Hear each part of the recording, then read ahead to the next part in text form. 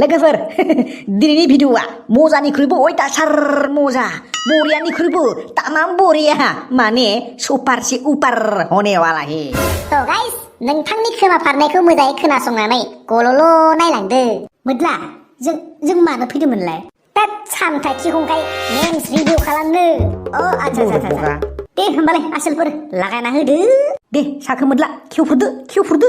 तात सुवा मा नोमाखौ खेवफुरनो? मिम्सफोरखौ ब्रा मिम्सनि थफ्लाखौ रना जावलाबायसै। लोगोफोर जों गोबाव सम नोंथांमोननि गेजेराव मेम्स रिभिउ खालामाखैमोन। तो नोंथांमोननि गेजेराव जों दिनै माखासे फाग्ला असदा मेम्स कालेक्शन खालामना नोंथांमोननि गेजेराव जोङो रिभिउ खालामनो फैबाय। तो चलिए शुरू करते हैं।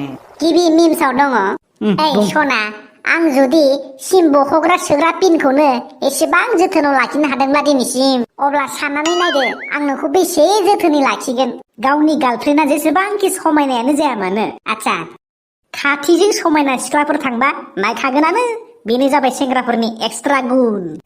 मुसिग्रा नोंबो लागायना हो।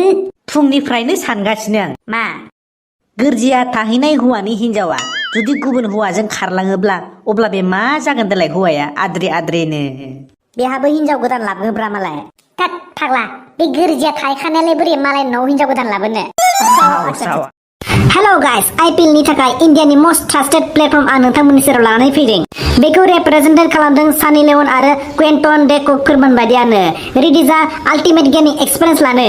आईपीएल आ बेयाव गिबियावनो जिलि गेम्सआव स्पाइन खालाम बे जिलि आरो आइफन आइपेड आरो गोबांफोरजों सप्ता खेबफ्रोमबो बे जिलिया लानानै फैदों आईपीएल आव नोंथांमोननि सेराव हांगामा गोबां प्राइज देरहानायनि एक्साइटिं गेमफोर जेरै यामा बाइक रियेलमि मबाइल आपेल घड़ी टीवी बायदि बे जिलियाव साइन खालाम आरो प्रमोशन सेक्सनाव थां आरो 100% बरायनाय बोनास मोननो थाखाय प्रमो कोड RICH88 खौ बाहाय आरो 888 रांनि जयनिं जानानै रिपिट बोनास ला इजिलि बेफोरखौ डिपजिट खालामनो हायो फन पे गुगल पे एबा बेंक ट्रेन्सफारफोरजों। बे जिलिनि थाखाय फेसबुकआव हगारना रिभिउ लाबावना आरजिबाव 150 रां आरो प्लास लोगोफोरजों रेफार खालामना आरजिबाव 1000 रां।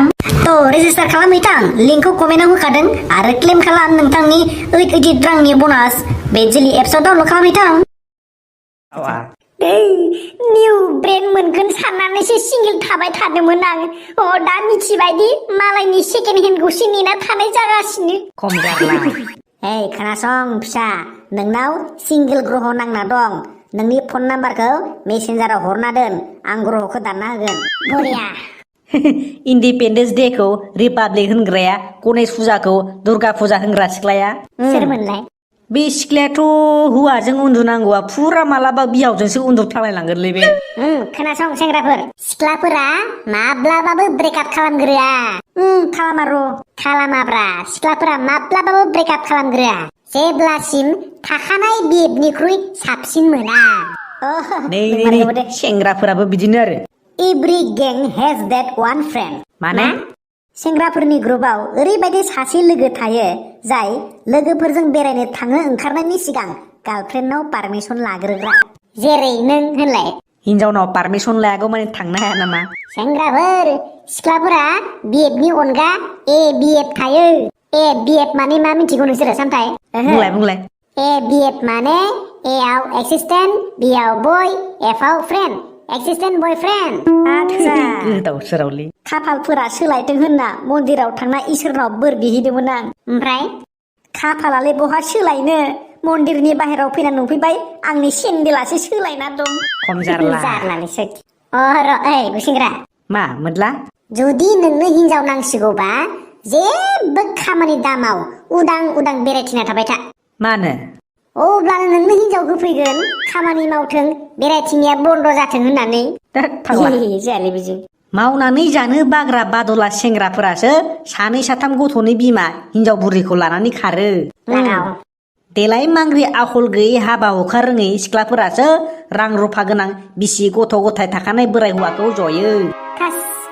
फाग्लानो गिलायसो लांबायलां। मानो गिनो? बे फाग्ला मालायनि जानायनि जायैनि हयनि नहयनि मिम्स बानायलाबायनानै माबानायखौ आरिनायखौ रिभिउ खालामनानै होसोजालाबायनो। रायजोफोरा जोंखौसो सानगारगारगोन नङालै जोंखौसो बानायदों होननानै। जों खालि मालायनि मिम्सखौल' फरायना होदों दै बन्दुफोर। दे लागायबावदो दानि जुगाव बुजिखायो दे रावबो जाम्बा जाम्बि गैला। लंकायाव थाङोब्ला गासिबो राबन जायो होननाय बाथ्रा दं। आच्छा आच्छा आच्छा लंकायाव थाङोब्ला गासिबो राबन जायो राजखान्थियाव हाबोब्ला गासिबो थगायसुलि जायो कुरेक्ट सानथाय आदा थिग खोथाखौनो बुंबाय नों खिन्थु राजखान्थि बुंनायखाय जोंनि बर'नि राजखान्थिखौबो एसे गोसोआव फैदों र' आङो दाद जाम्बा इन्टारटेनमेन्टआव पलिटिक्सनि बाथ्रा दालाबो देलाय मोदला मा बुंनो सानदोंमोन नों बुंलाय जोंनि हारियावलाय माथो फारफ्रोमथिंबो गादब जानो नासयजानो आरो खैसारल' साबाय थानो नागिरलै गुबुन हारिनि मानसिफ्रा पलिटिक्सआव जोंनि लिडारफ्रा खौसेथि नङाब्लानो स्ट्रं नङाबानो जायोलै बिदि स्ट्रं जाना मा जानो पावारानो गैयाब्ला तात बुरबक खौसेथियानो गोहो होनदों माखौ खौसे जाब्लासो पावाराबो फैगोन दा जेब्लासिम आलादा रायजो मोना बिदिनो फिदिंजाबाय थागोनलै जोंनि बर'नि लिडारफ्रा हा माथो माबा मोनसे खामानि मावनोबो आसाम सरकारनिफ्राय पारमिसन लायाबानो जायाबा बादहो बबाव मिम्स रिभिउ खालामनो फैनाय माबा पलिटिक्सनि खोथा रायलायबाय थाखो जोंनाबो जायाखैथ' सोर पारफिउम फोनना फैदोब्रा मा बोरमा सार हगारनाय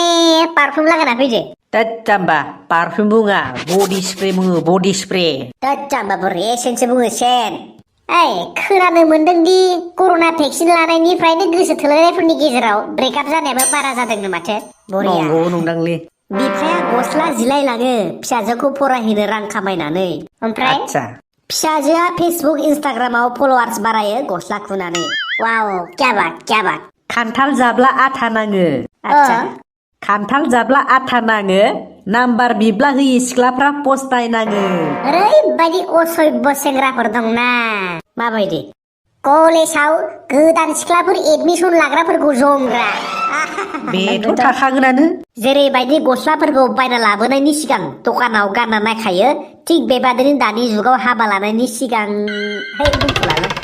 थारमाने नों बुंनो नागिरदों दानि रिलेसनशिपफोरा पहले इस्तेमाल करो फिर विश्वास करो थुरि बारिनि नेवलाय नै थांलाय नै फैलाय आजिखालिनि गोसो थोलायनाय नै गोसो थोलाय नै गारलाय जेब्ला गोसोथोनायखौ मोना माबायदि साव होनांगौ मिथिगौ तु पापि साला खेबसेयावनो 7 जन फिसा ज्राव जोनोम जाथों सैमा बिमा बादि उदैजों बिगुरजों खामि हारा ज्राव नुजाजोबथों मिथिगौ ना समायना सिख्लाया सिंगोल बुंना लानाय माने फुलकबि मैगंखौ मुलि होआखै होनना बुंना लानाय एखे बाथ्रा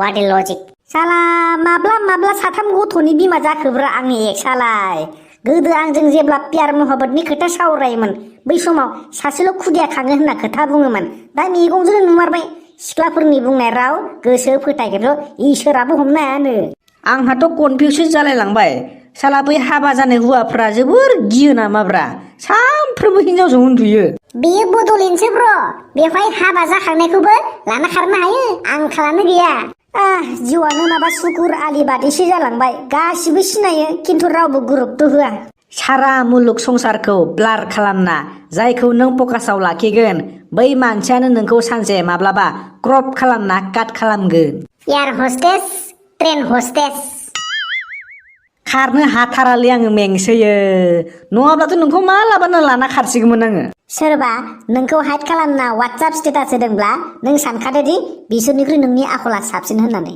बिना फिल्टाराव एखनो ভাল फटो নাই केला एटिट्यूड की साबितार सिंगोलफोरानो बांसिन फाल्तु जाथारोलै मानोना बिसिना बादा होग्राबो रावबो गैया जायोना मिस खालामनायाथ' गोजाननि बाथ्रा मिस कल हरग्राबो रावबो गैया सेंग्राफोर मोजां हिनजाव मोननायनि मन्त्रखौ लादो दे खोथा पत्नी मनोरमां देहि मनोब्रता नो सारिण्यम्य तारिण्यं दर्ग संसारन मैचस कुलन्ताप्तामा जारलालै संस्कृतसो माथो आं सानो 2-3 हिनजाव गोसोग्रा सेंग्रानि गोसोआ जोबोर अनसुलासो जायो मानोना बिसोर रावखौबो नाङा होननो बायो गारनो बायो हानायमानिखौ एडजास्ट खालामना लाखिनो नाजायो बुरबक संसारा बिदिजों जागोन सासे बिमाया 20 बोसोर खस्थ' खालामना जेन्टेल खालामनाय सेंग्रा गथ'खौ सासे सिख्लाया 20 मिनिटावनो मेन्टेल खालामनो हायो आसुरित आं थांना थासान्दिनो आंजोंबो एसे रायलायग्रा खालामब्रा नङाब्ला आं थैनायनि उनाव रायजायफैयोब्ला गिनासो खारगोन नोंसोरो